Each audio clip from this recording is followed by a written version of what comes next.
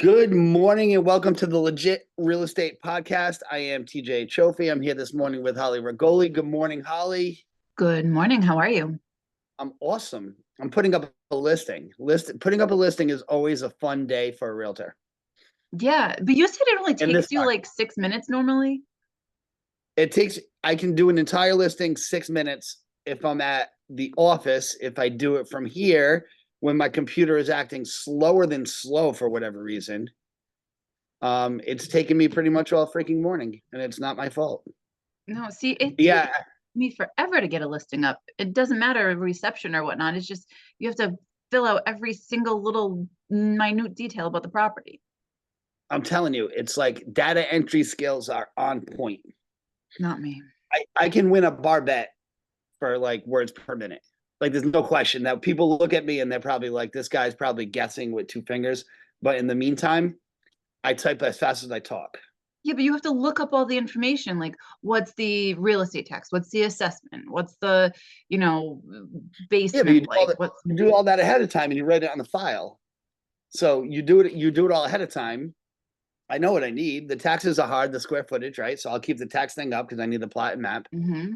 Everything else, like the description, if you've seen the house, you know, now Uh, people do it with like AI writing their descriptions. that's all I use. I am not good at putting things into words, so I prefer using AI for that. But all the other stuff, it's the looking up all the other things that, I do that while I'm putting the listing up. So I don't have that. I don't like handwriting things. Then the only thing I always forget, like I'll always forget the kind of heat. So a lot of times I have to open a picture just to see if there's a baseboard or a radiator or a vent. Mhm. I've been known to refer to the pictures from time to time. But you know we're talking about AI writing descriptions, and that was a total coincidence. That was not like a profession. That was not like a professional segue. But what I wanted to talk about today is like realtor phrases and what they really mean. You know what I'm talking about? Like if someone says, um, plenty of potential, it means the house is falling down, needs a lot of work, that kind of Hmm. thing. Yeah, those are fun. Yeah, They there's are. some interesting, especially when you have a property that that's unique and you're trying to draw people to it. Yeah, it's tough. Like I said, I use AI to write a lot of things because I'm not good at putting things into words, but there's some there's some interesting houses out there. I wonder if AI is going to have all of the descriptions sound the same. No, They're I all don't think different. so. I don't think so.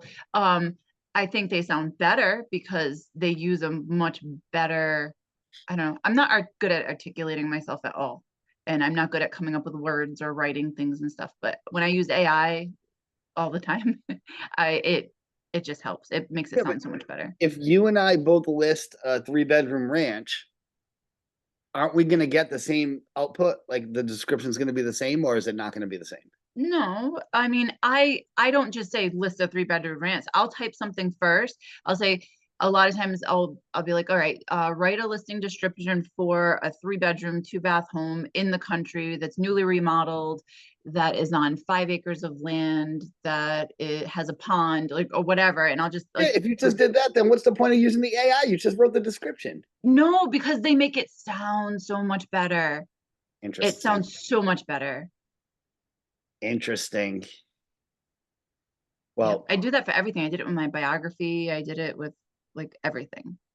say you're shopping for buyers and you're looking in the description and it says must see inside. What does that tell your brain when it says must see inside? That the outside looks like shit. Exactly right. That is so exactly right. Or this is not a drive-by. In other words, I know it looks bad in these pictures, but come inside. There's something inside that you might like. Yep, must see inside. This guy writes, right? So we're taking off this real estate solutions guy who he writes a lot of good content. This guy, his name's Robert Taylor, and he writes for a lot of the big companies, and his own blog has like a whole bunch of stuff. So um, I read it from time to time if I'm bored. It's You know, like for fun. example, the other day he did like 10 questions to ask an estate sale, that kind of stuff, right? But this one he says, yeah, please don't judge the property by its lack of curb appeal. It's a dump, but the inside is different. I think that's pretty funny. Um, This one over here, this guy says peekaboo, peekaboo view of the mountains. Now we don't have mountains in Rhode Island, but we will have them down South County that say um it's a peekaboo view of the ocean. And Hmm. you know what that means, right? Oh, I had one of those. I did. So in order to get that view, so I had a house on Ocean Ave in Cranston, Tuxet Village. I was the second to last house on the top of the street. The bottom of the street was the Rhode Island Yacht Club. So in order to see the water, I could go out on my porch on the second floor and like lean over and look down the street, and I could kind of see the kind You of can see the water. you can see the water if you risk your life to do it. Hmm. Down the beach, a lot of them that say water view is literally on the roof. Hmm. A lot of those beach houses will have a flat roof, and you can you'll see people have a couple of lawn chairs up there and a cooler. And Yeah. when they want to see the ocean, they literally have to go up on the roof to do it. Which yeah, it's a clever way to tell someone that you have a shitty view.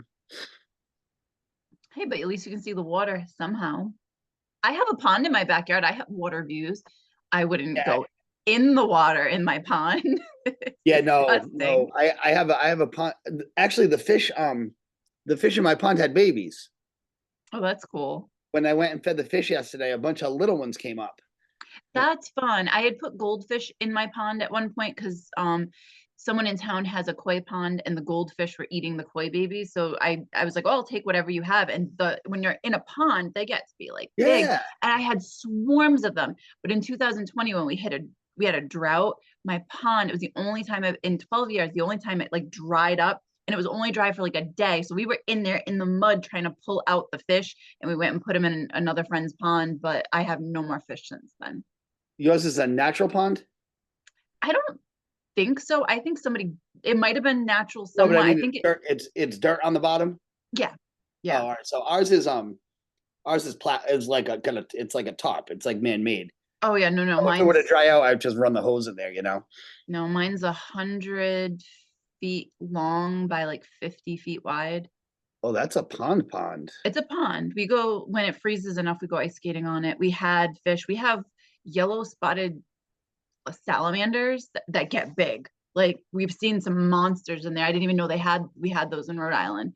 But we get that frogs in the spring. As soon as it warms up, you hear all the frogs in there. Do you ever do you get herons coming to fish? Every once in a while, we do get ducks. There's like in fact, I gotta put a box out there. I got approved to get a duck box, duck nesting box. But I have them in the springtime. I'll usually get a pair of ducks in the pond, and they stay there until whatever, and then they're gone. But So we have a glass room. It's all glass doors, and there's a basketball hoop in there. And Tommy was my son. He was probably I don't know. He turned 10 yesterday. Happy birthday, kid. He happy was 7 years birthday! 7 years old or something. And he was in there playing basketball, and out of nowhere he comes running. Dad, there's a bird bigger than me. There's a bird bigger than me in the yard. Oh my God! Whatever, kid. You're full of shit, right? No. We went and checked the cameras. There was a bird big as him in the yard, and the bird, it was a heron. It'll Mhm. hang out over the freaking pond and die for snacks. What kind of fish do you have? Like, I don't know. I don't know if that koi or goldfish. I don't know. That whatever's was in there when we bought the house, they reproduce a couple of times. Yeah, I think there's a couple that are regulars. You can tell by there's one that's like black and orange. He's gorgeous, and you mhm. can see him. But that water gets so dirty. Like it's such a task to clean it. I would get rid of it if there weren't living things in there. Yeah. But yeah. So what does it mean to you if a house says lots of character? I like that. Lots of character. We get that a lot. I'd say it's very unique and old. Yeah, I say lots of character means old. That's where my head goes, Mm. which is not bad because everybody builds now with the same garbage materials, right? And the same trim, the same everything's a Hmm. rectangle. There's no arches anymore. There's no cool pillars anymore because every builder is trying to cut as many costs as possible. They're slapping up the same thing. So when you see especially here in Rhode Island, because we have a lot of houses that are really, really old. Mm-hmm. Lots of character, lots of charm. A lot of times you're going to get a lot of beautiful details in those houses. Small closets, big archways. Yeah. I mean, my house in Connecticut, it's from I think late 1800s through the 1900s. It's like I think three houses. They built one house and then added on and then added on and that kind of thing. But I actually had real nice wood frames and doorways and old doors. Like my door, I keep telling my tenants, I'm like, don't go through my front door because this thing is so old. If it breaks, I have to replace everything because the door won't work anymore. And it's cool. You get the old hardware and everything. I like that stuff. I'm way into it. Of course, if you came to my house, you wouldn't find one. There's not one old thing in this damn house, but I like old stuff, especially when I'm showing. Um, this one, oh, this is my favorite to read because this is it's tenant occupied. I love seeing that. I love seeing tenant occupied because you know the number one thing when it's tenant occupied is you're not getting in there.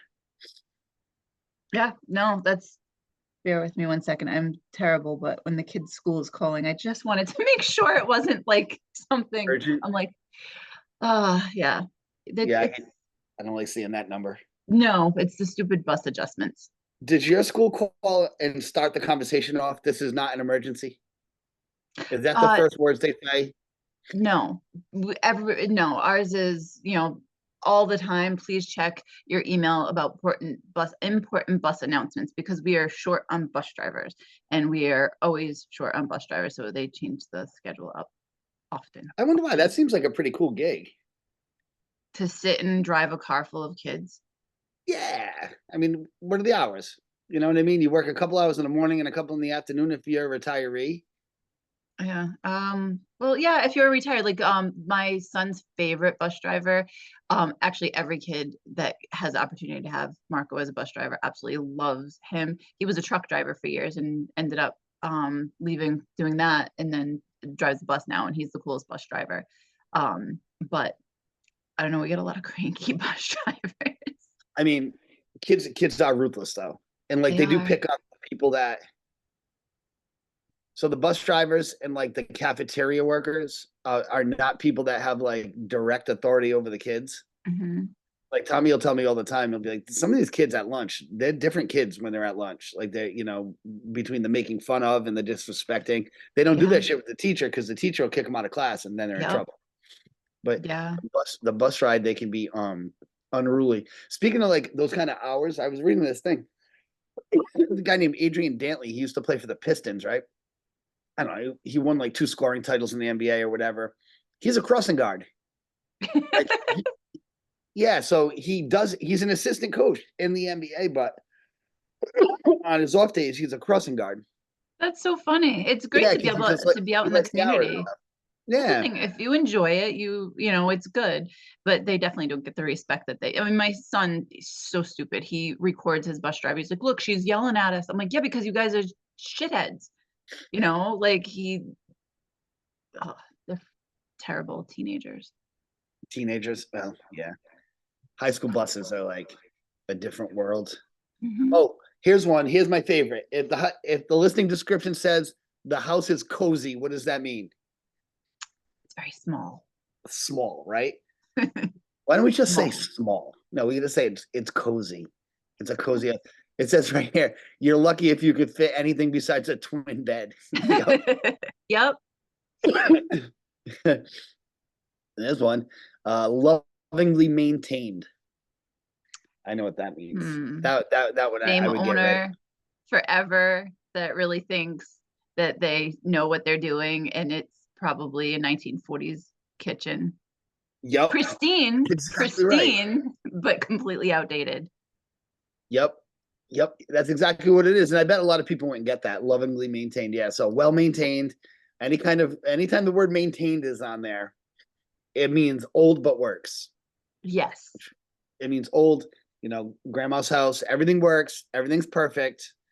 but She it has a new kitchen. looks, yep, it's You ever get someone outdated. who's like, "Oh, I just did that. I just did the kitchen." When did you do it, sir? 10 years ago. 1920. Yep. The roof is new. I put it in 20 years ago. Yep. It's so true. people do it. And I think it's an honest mistake because sometimes I feel like the year 2000 was like 5 minutes ago. It flies by. I started keeping an Excel spreadsheet on all the updates that I've done on my house and put the year, put what I spent, put, and stuff. And I actually had an issue. I have an issue now with my water tank. And I was like, I just put this thing in a year ago, like a year, maybe 2 years ago. And I reached out to and it's still under warranty, but I reached out to the person that put it in and I look it up. It was 4 years ago. I'm like, I swear it was no more than 2 years ago. But thank God it's still under warranty, but they have to take care of it. But it's always a good idea to keep records like that. But yeah, that's I do that. And I'm not scared to write on my things. mhm. Like I have a black Sharpie, like I put in a new boiler. I just wrote the date on it. This is Yeah. not hard. I wish more people would do that. I really do, because sometimes you go in there and it's like, well, I don't know. I don't Mhm. know. When the kids were younger, well, I don't know how old your kids are, right? But Yeah. on the pool filter, on the mechanicals that you can, I mean, obviously you can't write on your roof, but on all the mechanicals, I just write on it so that way I know. But I Yeah. like the spreadsheet idea is a really good tip. Yep. And then that way it's like, because I figure if I do end up selling my house, by the time like we're working on replacing everything, we replaced all the windows, all the doors should be fully replaced by within the next couple of weeks. Like refinishing the floors, adding a new floor in the basement, like everything we're doing, like I'm marking it down. So at least that way I have a record of it. And it's important to do that kind of stuff. I'm working with a seller right now, um, who put off doing all that kind of stuff, and it's costing him tens of thousands of dollars. He's had the house for 20 years. He didn't Mhm. never once refinish the floor, never once power wash the siding. We had to replace Mhm. the roof. Like over time, you have to continue to, it doesn't have to be major projects every year, but you have to do something. You got to keep your house like with the times, because when you do go to sell it, I mean, we got 340 for the house. It should be 450. Yeah. I would say on average, because we were trying to figure out, I was going over it with our financial advisor years ago. And he's like, well, where does all this money go? You make a lot of money. And I'm like, well, this year alone, we spent 18,000. I think it was the year we got a pool. It was like $10,000 just for the pool. Then to run we ran electrical to our sheds. And it's like, well, I bought a shed here. I bought a chicken coop for that. We had to put the electric in. We had to put the electric for the pool.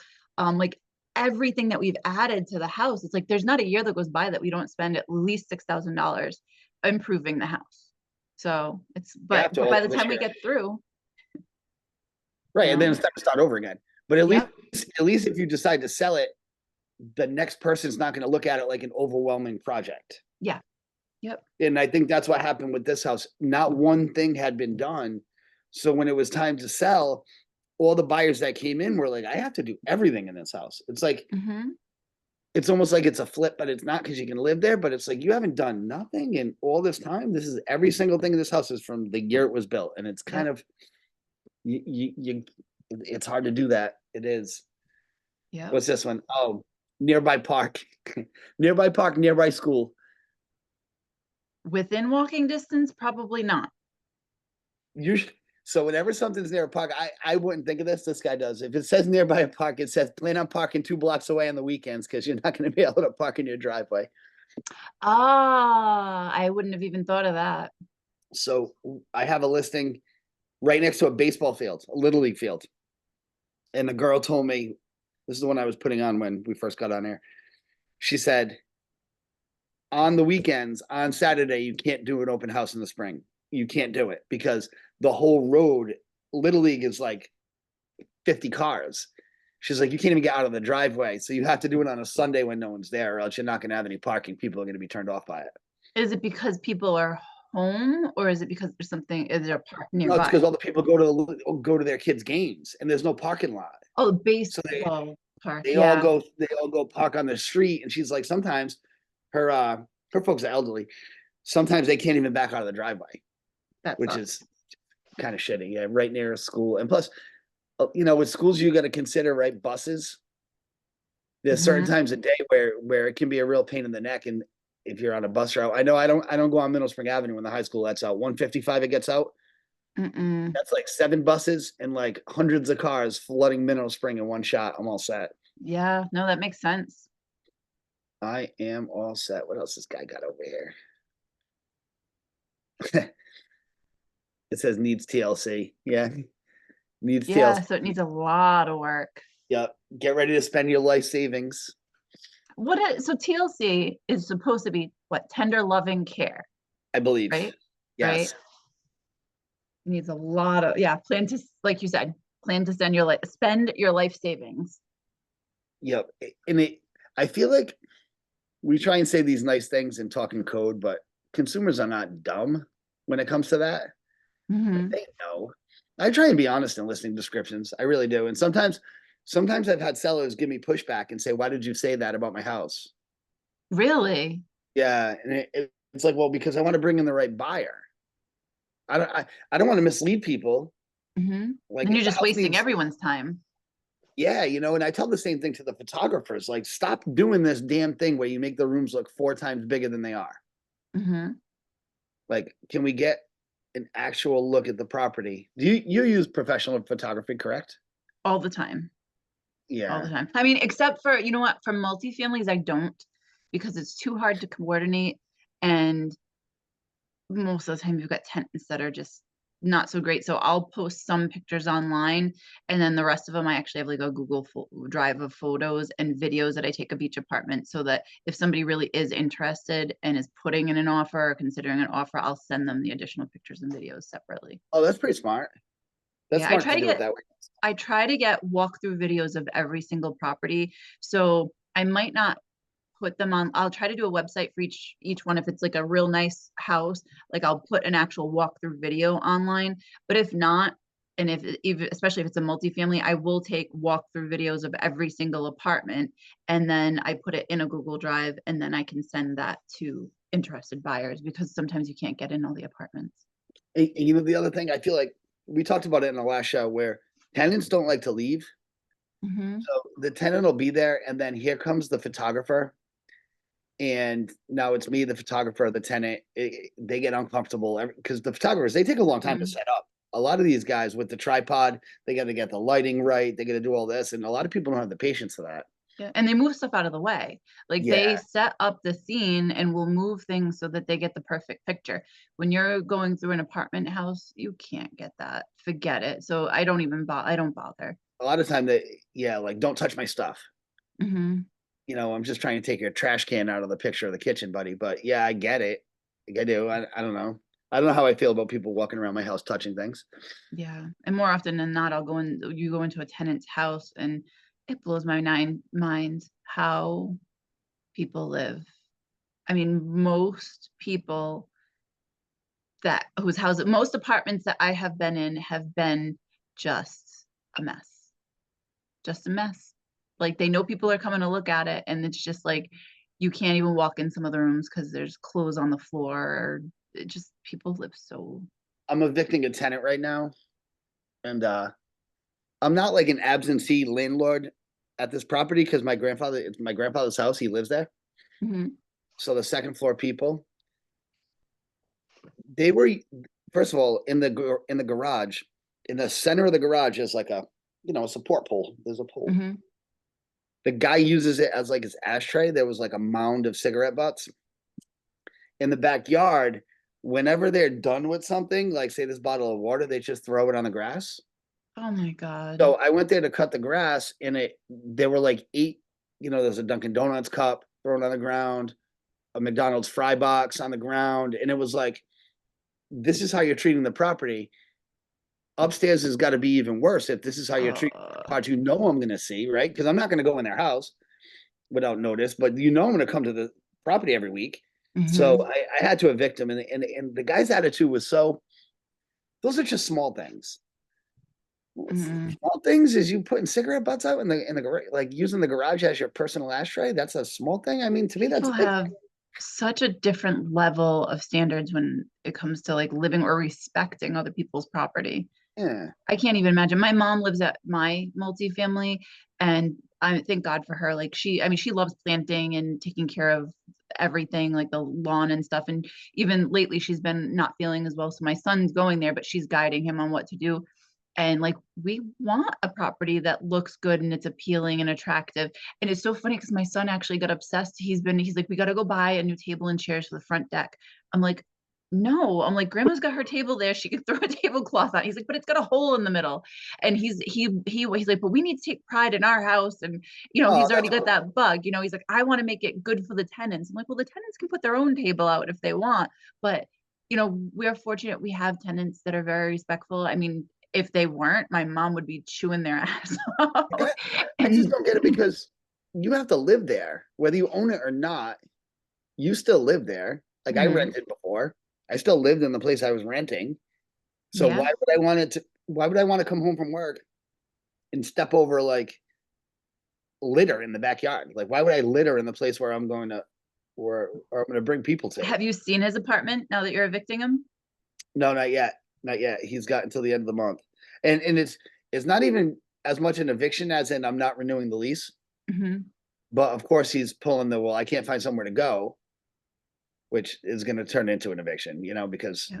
he's got to go. And it sucks. I feel bad. He's got 3 kids, but you people are gross. And the Yeah. house has been in my family for 75 years. And you're Yeah. gonna you're gonna destroy it? No, no, no.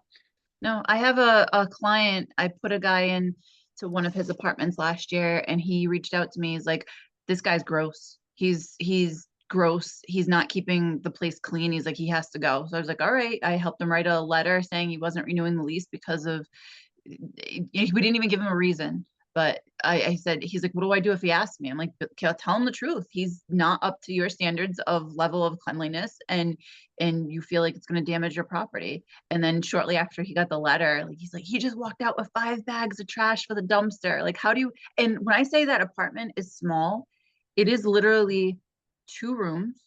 The kitchen and the living room are one room that is probably the size of, it's probably like a, was it 12 feet by 10-foot kitchen living room area, and another room that's probably about a 10 by 10 bedroom. So That's how tiny. if he had that many bags of garbage, that means it was just covered. Yep. And what it was is we sent him a notice to oh, I did an inspection because he's like I went there to offer him like a couch or something like that I had. And he's like, when I walked to the door, he's like, the smell that came out of that apartment was so gross. He's like, can you do an inspection? So I reached out to the guy. I was like, hey, you know, um, he wants me to do an inspection. Every once in a while I stop by. And so by the time I got there, I guess he got it cleaned. You could smell the bleach and everything like that. And I walked through, I'm like, okay, yeah, looks good. But it took me to have to do that for him to clean. And now it's just, some people are just, It sucks. And it sucks for investors, especially ones that have, if you have a certain amount of units, I recommend a property management company that's going to do that kind of stuff for you because you just don't have Mhm. time. If I had 20 doors, I don't think I'd be able to do it. No, To I'm keep buying another property. I'm trying to anyway, but it's in New Hampshire, and they have currently a property manager that takes care of it. And that's the route I'm going to go. I'm working on trying to keep them on handling it and being that point of contact and checking on things. And I think they stop by like once a month or so and check on things. And every apartment we went in to look at over there, out of 6 units, were in great shape and very clean. if they know they're getting checked on once a month, then you have less to worry about. Hmm. If I were to call mine and say I'm coming, what are you going to get? 48-hour notice? If I called and said I'm coming on Saturday, they would be in a panic today Yeah.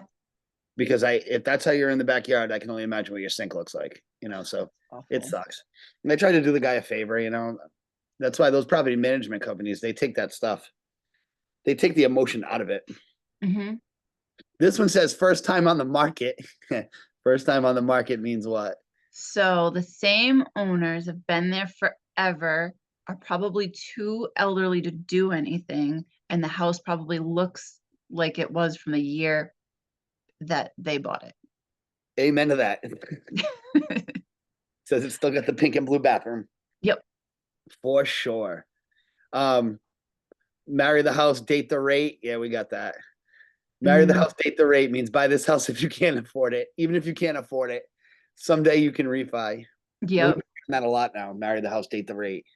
We have to because you just can't find anything. I can't imagine. Like I'm like, oh, I really need a bigger house. We've outgrown our house. And then I start looking and I go, especially when I'm looking at houses, it kills me too, because I'm looking at houses with kids that are half my age. And they're going into these big, giant, gorgeous houses. And I'm like, how do you afford this? I'm like, I would never, especially at that age. And even now, I'm like, I couldn't afford it. Having a family with kids, like, I would love a bigger house. Yeah. I'll tell you, I couldn't afford to buy this house right now. No. Like, we bought at the right time, thank goodness. Yep. You know, but Me too. like if I put this on the market, you got to make probably 3 times more than I had to make to buy it. Yep. The It's only way I could afford something that is bigger than this for my needs is if I were to sell here in Rhode Island and go someplace like even just over the line in Connecticut, I could get a house that's like an $800,000 house in Rhode Island, get that in Connecticut for like what my house is worth. So I could sell this and like buy something else and out there. I hear a lot of that, and I think more people are going to do it. I Yeah. think I more and more people have asked me to cross the line in Connecticut in the last like 12 months than in the previous 12 years. Yeah. They want to go right across the line, right across the line. I'm And telling you, it's nuts. The houses I look at over there, I was like, wow, this house is only 500,000 in Connecticut. This would be an $800,000 house in Rhode Island. interesting. And the ride's not that bad. I mean, especially where you are, the ride's really no different. I'm 3 minutes from the Connecticut border. Yeah. So what's the difference, you know? I Mm. guess Connecticut taxes. I don't know if they can't be any higher than Rhode Island. We're taxed to the gills over here. From what I've seen, they're lower. Like my house, my 3,000 square foot house in Killingly is like under 4,000 a year. No kidding. I'll tell you, we go to South Carolina every year. Well, we're going back this year. And down there, they're just building. There's Mhm. like new construction all over the place. New construction, new construction, new construction, new construction. The prices are like so affordable. Yeah. And I've thought about it. The problem is in this line of work, it's all who you know and where your network is. And I don't have a network in South Carolina. In fact, there's no Italians down there. So I'm gonna look funny. I'm gonna talk funny. Like who the hell's my clients? You know. Yeah. And then you go down there and you're buying and selling houses for less money, you're making less income, But you don't need it. You know, because you don't have to pay this Rhode mortgage Island and tax. You taxes. know, even like even gas is lower. Like everything's lower because they don't tax the hell out of you. But I've thought about it. I've been thinking about it for years. It's just that I wish I could do business here and live there. You know, it's just way too far. You know, like even if I worked here and I don't know, there's no way to do it. But Hmm. anyway, there's one last one I wanted to get to, and it was won't last long. The best is when that's on a house that's been on the market for 6 months. That, yeah, yeah, that is funny. They gotta change that description when it lasts a little too long. Once it's, I mean, nowadays you're not really seeing that happen unless you really overprice a house, or a house is just in, there's something wrong with it. Mhm. But for the most part, you put something on the market, it should be gone within a week. But if you put that in your description, this won't last. If you do an open house and it didn't sell by Monday, you better take that off because you look like an Yeah. idiot. Yep. You ever Yep. see the So if guy? it's bad if they leave it. There's a guy in our market that for the listing description always says "Do your job" to buyer's agents. You ever see that guy? Do your job. Oh, was it the one that if you don't show up with them, like for whatever reason, they don't want to pay you your commission? No, Like, it doesn't say anything of that. It just says it'll be like compensation. It'll say the compensation. It'll say "Do your job," like in like a direct manner. I get put off by that. I put off by a lot of things. that's not easy to, that's Koi not pond. We're hard. talking about a koi pond. The guy goes, "Koi pond. You better bring your own fish. It's currently a mosquito farm." Yeah, mosquito. Oh, do you Yeah. treat your pond? No, it's really a puddle. I mean, once a Oh, year, I empty it, I empty it and clean it, but I don't run a filtration system through it like I'm supposed to. I can never but get for one to work. mosquitoes, Yeah, you no, buy that'll come. these, you buy the discs, Mhm. like from online, they're like $20 for a whole thing of them, and you just throw the discs in there and it stops the larva from being able to, because if you have standing or stagnant water, that's where you get the mosquito larva. So you can Really? put the discs in there and stop the mosquitoes from forming. Yeah. And it doesn't kill the fish? Nope. It's meant just for the top of the water and it's meant just for the like mosquito larva. No kidding. Hmm. I got to do something over there this year. It could be a really nice thing if I kept it the way it's supposed to, but Just throw in a fountain thing. I tried. They suck. You need like a real filtration system. My buddy's got a pond. It's 3 times the size as mine. You look in, you can see the fish because the water is crystal clear like my pool. You know. Nice. And the other thing I keep telling myself is I want to take some of those fish and throw them in the pool just to see how it goes, see how big they'll grow over the winter. Hmm. But I don't know if the chlorine will kill them. I'm looking at the clock. It looks like that went fast. Yeah, it did. It Episode went went really fast. fast. So I should tell everybody where to find us. Yes. We are the Legit Real Estate Podcast. We want stories from people, so send us your stories so we can share them here because it's fun that way. And you can do that by sending it to the Legit Real Estate Podcast at gmail.com. We're on YouTube. We're on everywhere you can get a podcast. If you can't find us, then tell me about it and I'll try to get us on there if we're missing. So thank you for joining us and have a wonderful day. See ya. See ya.